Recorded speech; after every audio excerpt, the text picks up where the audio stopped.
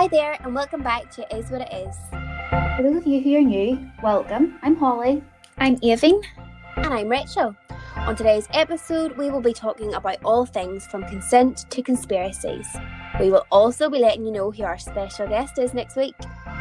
Thank you for your continued support, and welcome to all our new listeners. Enjoy! Enjoy! With the vaccine becoming available in the UK, people are starting to feel a sense of excitement.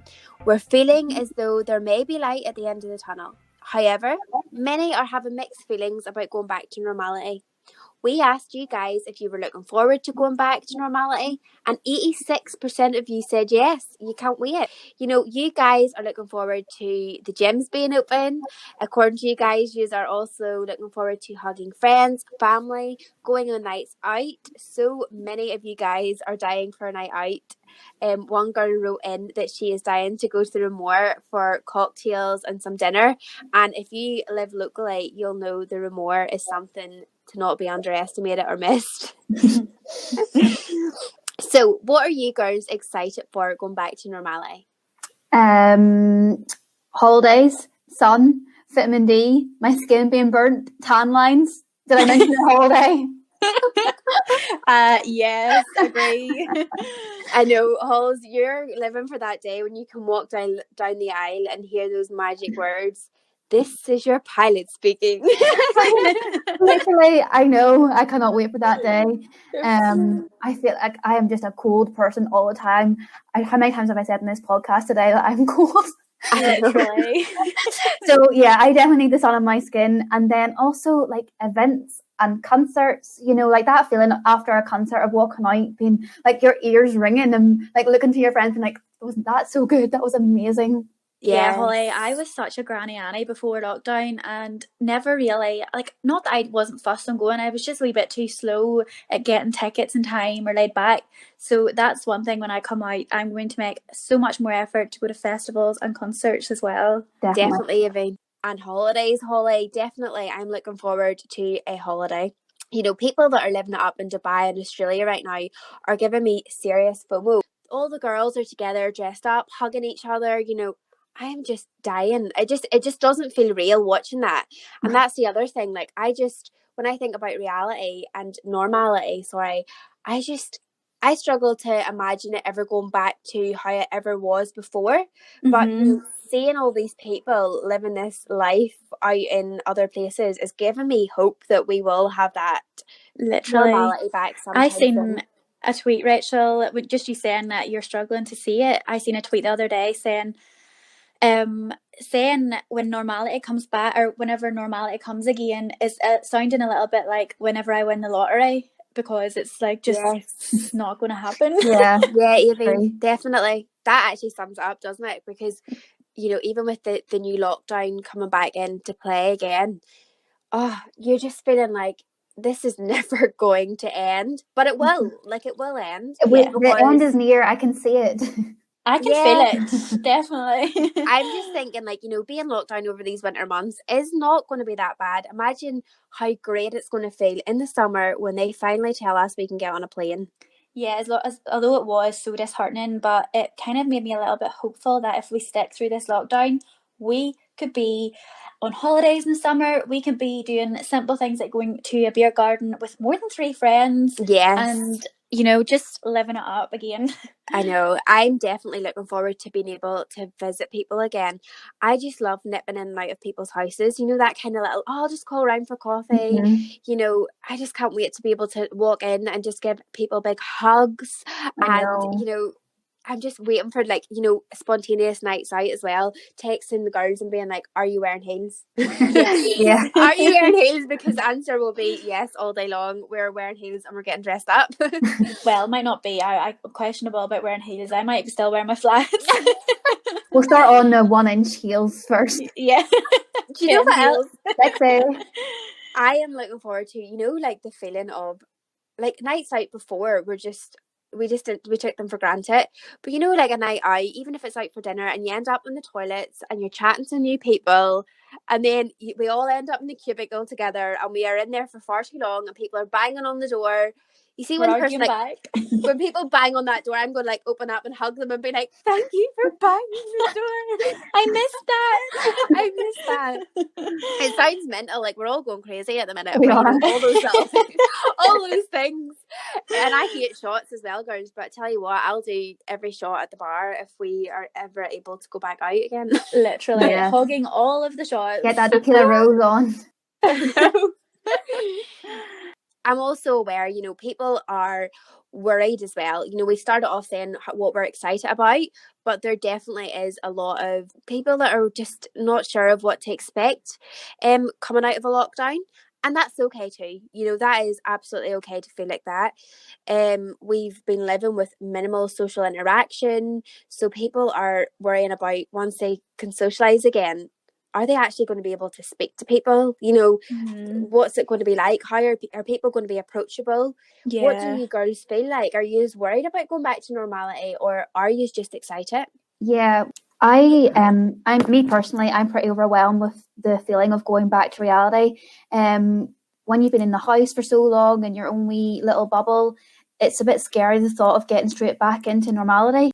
I don't know if it's just because there's nothing there's nothing planned. There's no holidays in advance. I don't have any bookings, you know, as in regarding appointments. That is in the future. Like there is nothing coming up. And I don't know where this overwhelming feeling is coming from, because I would be a social person and I have no problem with that.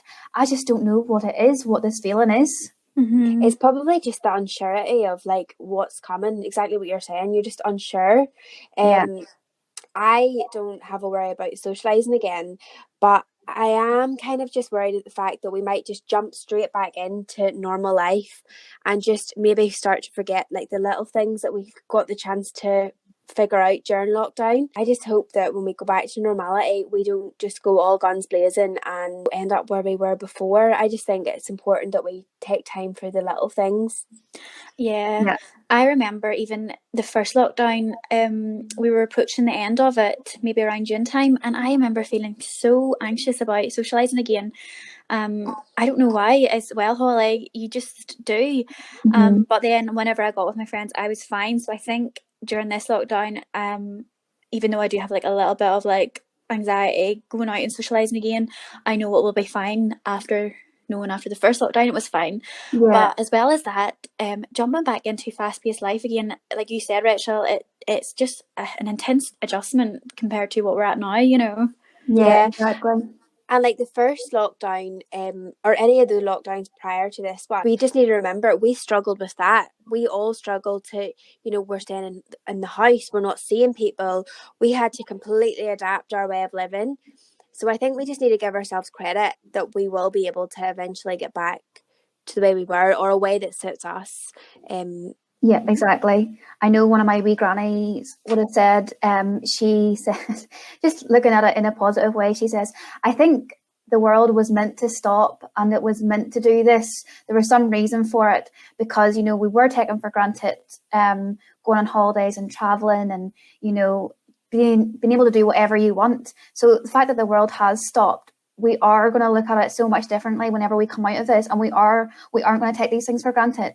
So just looking at things in a different perspective, you know.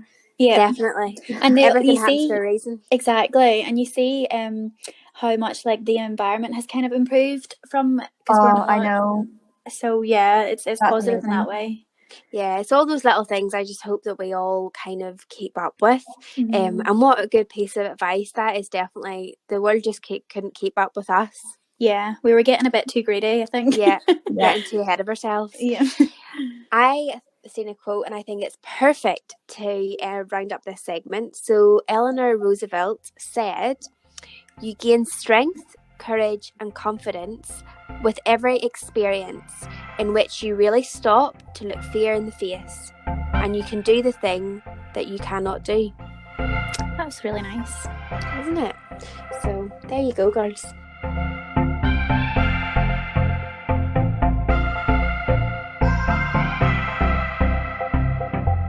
news of a new lockdown are starting to get people a little bit down.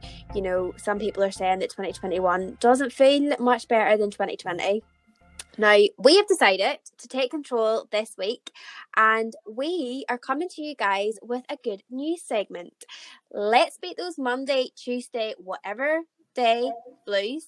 Okay, I'm coming to you with some stories of humans being nice and kind, because sometimes when you look at the big bad world out there, you forget that there are a lot of acts of kindness too.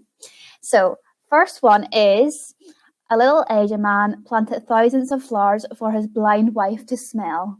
How cute. That is so nice. That would take a long time. Wouldn't it? The effort put into that. Okay, another one. 4,500 retired doctors and nurses signed up to rejoin the NHS in just 48 hours when the pandemic hit. Whoa. Yeah, that's really like inspiring, isn't it? Like, it's one of those things that even with COVID in general, I feel like so many people put their lives at risk. Like, the minute they found out, loads of people just like pulled together, and that was really special actually when you think about it. Well done to all NHS workers. Like, they're still working round the clock, exactly. like at the moment, putting all their lives at risk for us. Imagine working your whole life as well, up until your retirement point, and then just going back into work. I know, that is commitment. Another little one is, there is such a thing called the Camel Library. So that is camels taking books to children. In fact, 22,000 children in 33 villages across Ethiopia. That's amazing. That is amazing. Yeah. We that love is that. Actually class. Yes, we love camels. I know, that happened over the pandemic. So that happened over this year when obviously all the schools had closed and everything. So that's a lovely wee touching story. And then a little last one here. A 5-year-old boy invited his entire class to witness his legal adoption. Now, if that doesn't warm your heart, I don't know what does. That was the best one for sure. They're so all so lovely. Holly, those stories were actually so lovely. I thought I would share some happy news shared on social media, which I thought was great. Was Emma Louise Conley and Pride Lock tied the knot this week. Yay! I know. I just thought that was class. They shared photos online, and I mean, she looked incredible. We've talked about her before on here. She looked class, and they just looked so happy. Like, it just brightened up the timelines. Everyone was sharing it. She just looked class. And did you see that they were just like tagging like love wins? I love that. I know. So simple but effective. I know. It was so lovely. So that was one that I seen. And also, for all you Bridgerton fans out there, Netflix has confirmed another spring series. So it's coming out in the spring. Oh, yeah. 2021. And we are buzzing because we thought that it wasn't going to be until 2022. So thank you, Netflix, for making the extended lockdown news a little more bearable. Woohoo! I am so happy about that. I know, it's good news. Lady Whistledown will be back on our screens. We love good news.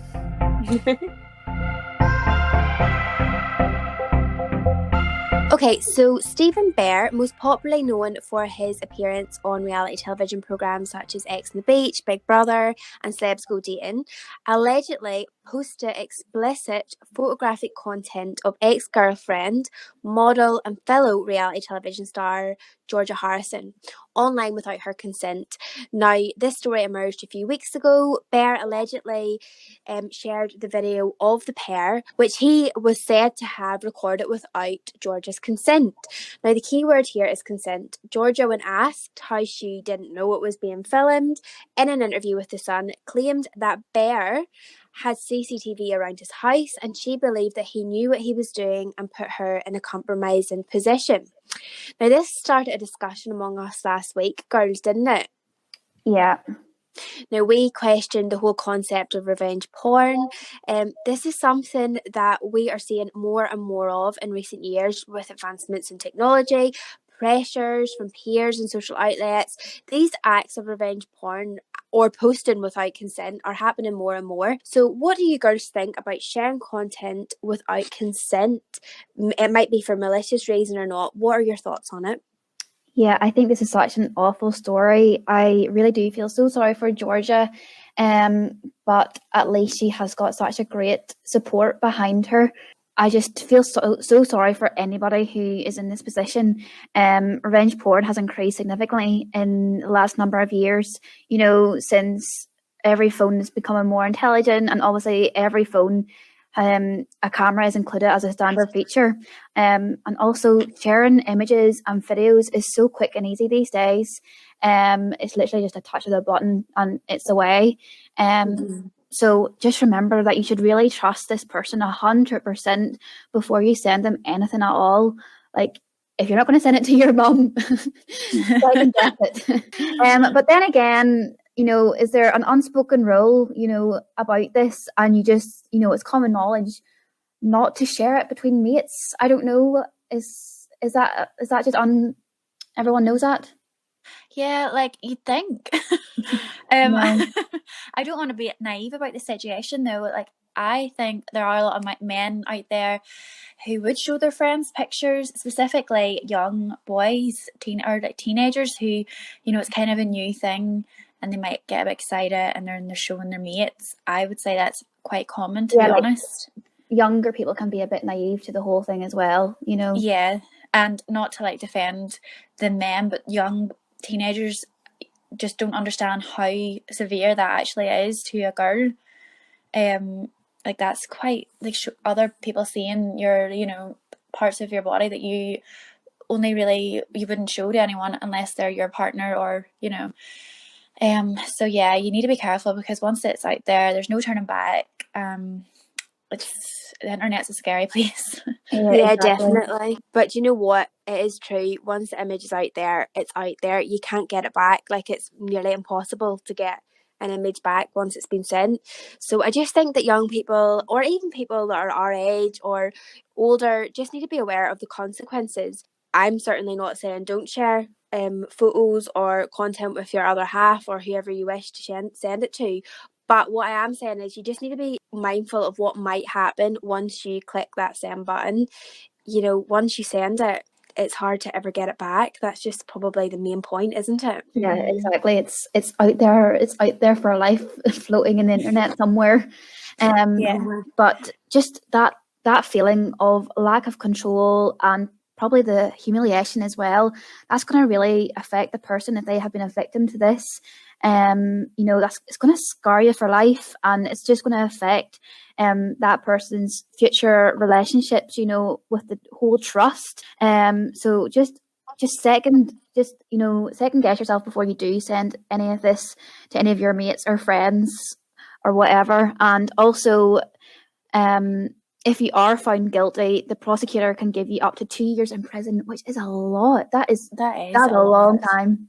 Yeah, Halls, those are like really good points actually. And if you are in the position that you're being trusted with those images, like you spoke there about, you know, being mindful about sending them, but if you've been trusted with those images, you have to be so careful what you do next with them. Like, you know, you have got such a big responsibility in your hands. What you do next with the photos or videos can be detrimental to someone's mental health, to their future. It's just such a big responsibility, I think. Another point I would say to be careful about, if you're taking photos, to do it just on your camera, because a lot of people would just automatically go into Snapchat, and Snapchat is so easily hacked, is it not? And those photos are saved in that app. If you log into like my Snapchat onto another phone, all my photos, you know, in the little camera bit, they all save there. So it's so easily hacked into, and those photos are all there for everyone to see. So I would just be careful about that app. Yeah, like be mindful of that. Yeah. You know, whenever I was thinking about this and we had talked about it, I had looked on some articles online, because I wasn't really aware that like revenge porn was a thing. I just thought that is the title for it, but we would probably just say it was somebody being a wee bit nasty, or like it was a situation that had escalated and went wrong. I was looking online and seeing loads of stories where obviously people had been interviewed, and in the instances that I seen, males were given the opportunity to kind of explain why they had done it. I'm using a male as an example in this situation. It doesn't happen to just one gender, but this is the example that I'm using. So, basically males were given the opportunity to just explain why they would have done it or why they shared the content. And loads of the excuses were really just didn't sit well with me. So one guy was like, his girlfriend was an on lingerie model, and he was like, well, she poses half naked anyway, you know, what's the difference, you know, kind of it is what it is sort of mentality. And you know, that just isn't okay. You know, if a woman decides to post a photo of herself in a bikini, she's the right to do that. She's consenting to do that. If a woman wants to sell a photo of herself in a bikini or in whatever form, she's got the right to do that. It's her choice. What's not right is someone taking that choice out of her hands, which is what revenge porn does. It takes the choice out of someone's hands. And I just don't know. It just doesn't sit well with me whenever people are getting the opportunity to explain and these are the excuses they're coming up with. Yeah. I just think if a girl has, you know, consented and trusted you and you break up, sometimes the excuses can go on to be things like, you know, she shouldn't have sent it. That's often used, isn't it, girls? Like, you know, she shouldn't have sent it in the first place. And if you reflect back on it, you know, think about the circumstance in which it was sent. Was the girl openly sending that, or was there a type of pressure? And, you know, if there wasn't a pressure to send it, you know, that person was trusting you. There was a huge amount of trust. So I just think if, you know, somebody has sent you that, you do have such a responsibility. And I don't know, it just doesn't sit well with me whenever I was reading those excuses. I don't know, what do you guys think about that? Just don't send it on. Be the gentleman, be the lady, keep it to yourself and move on. It's not going to do anything for you. Send it to anybody. If anything, it's just going to make you look like a D-I-C-K. Exactly. Yes.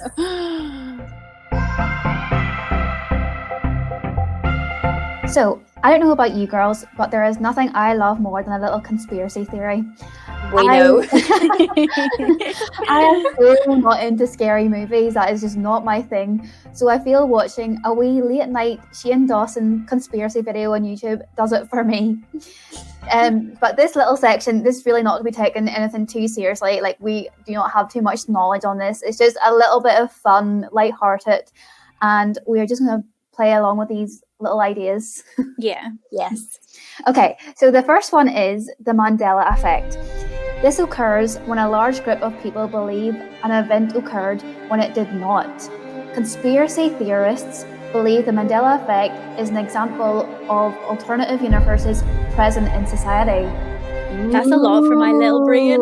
I know, Yvonne, whenever you told me about this whole, I was like, I need to research what this means, because that comment, I was like, so when a prime example of this one would be, there's 3 sides to the story: your side, my side, and the truth.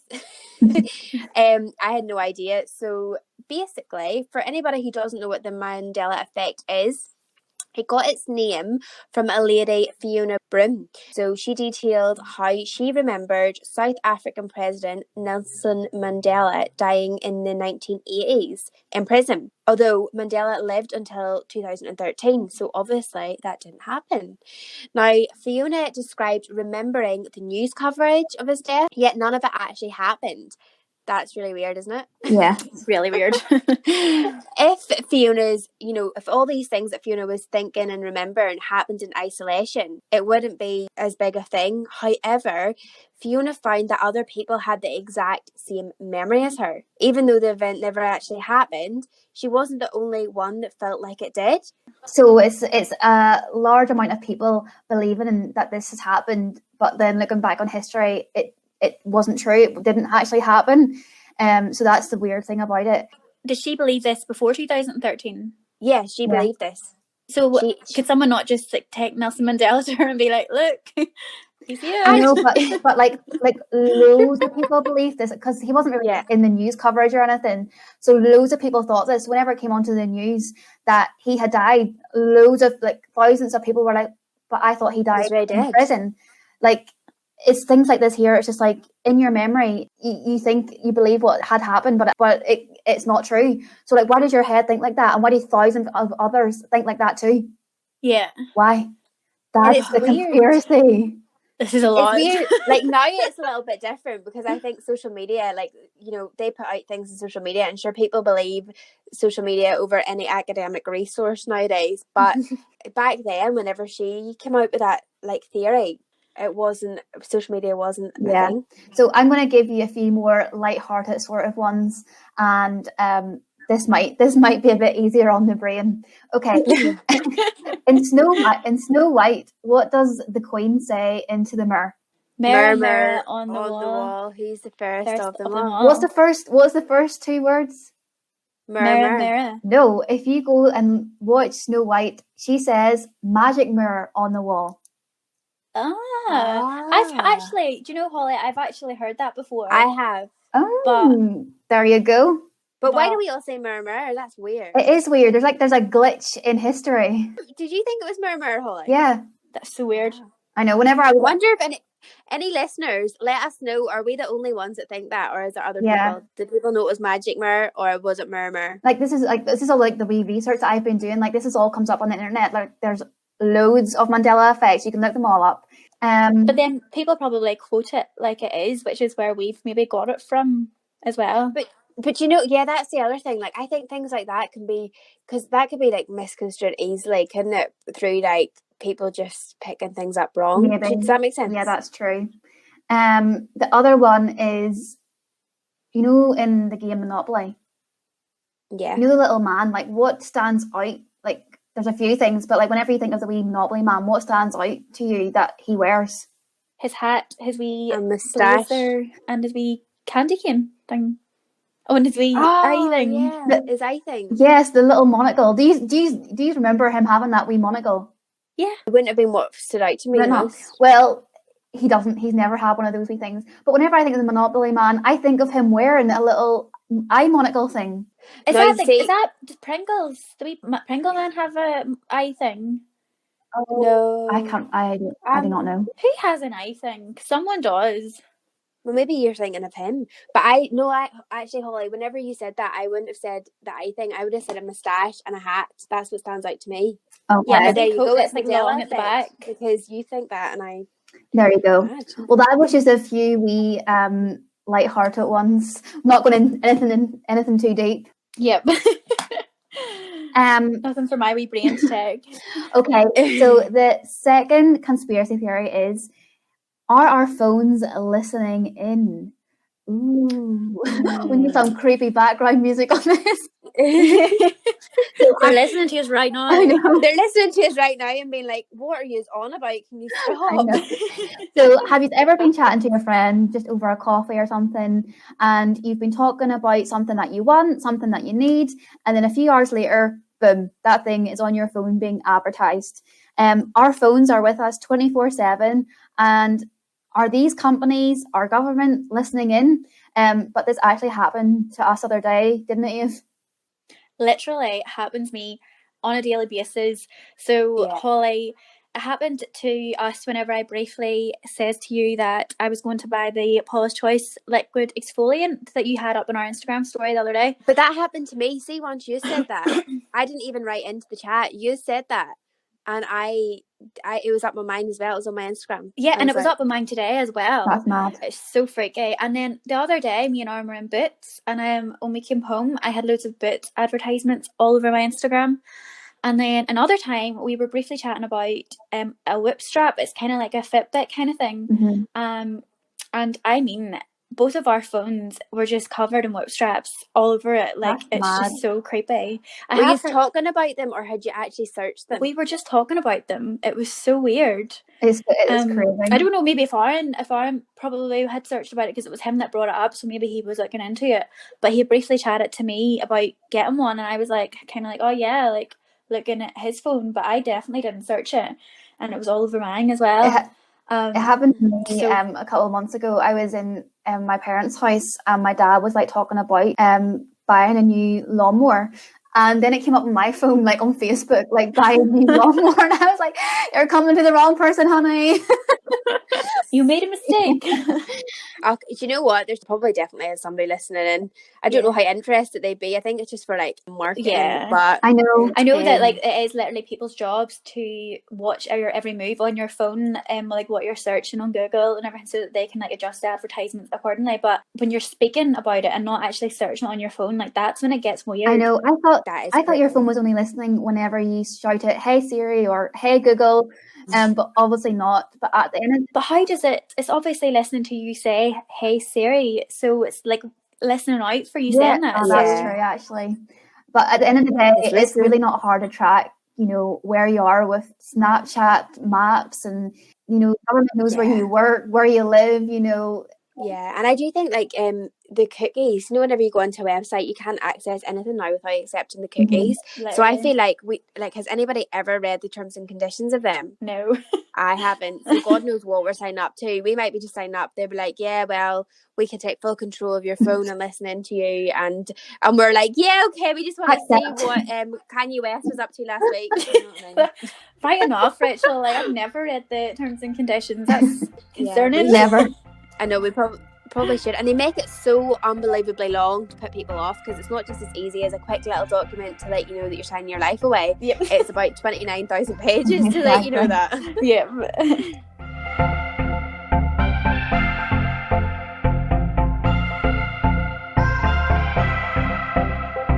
So we have been teasing about having a special guest on our show next week. Now, if you've been following us on social media, we did let the cat out of the bag last night and let you guys know who it was.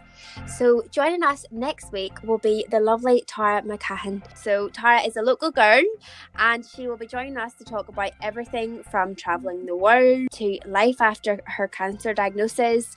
She'll be sharing tips and tricks and so much more. You know, Tara will be letting us know how she found strength in herself to make certain changes to her life, to just allow her to adapt her whole outlook and just become at one with herself, enabling her to defeat the odds, which is just so inspiring. She's got an amazing story and she's an amazing lady, so you definitely won't want to miss that one. Definitely. Next week's episode is going to be one not to miss. And I think we should just add in, if you want to get to know a bit about Tara or see a little bit about her positivity, her Instagram is BehindTheRainbow7, where she kind of just goes on about her journey and her, you know, her tips and tricks for getting her through her cancer diagnosis. So if you just want to have a look at that before she's on next week, definitely do. Like always, we love hearing your feedback, so let us know what you would like to hear from our special guest Tara next week. Yes, definitely. Let us know what you want to hear from Tara. We'll put up a little question box. I know she's happy to answer your guys' questions. So until next week, take life as it comes, and remember, it is what it is.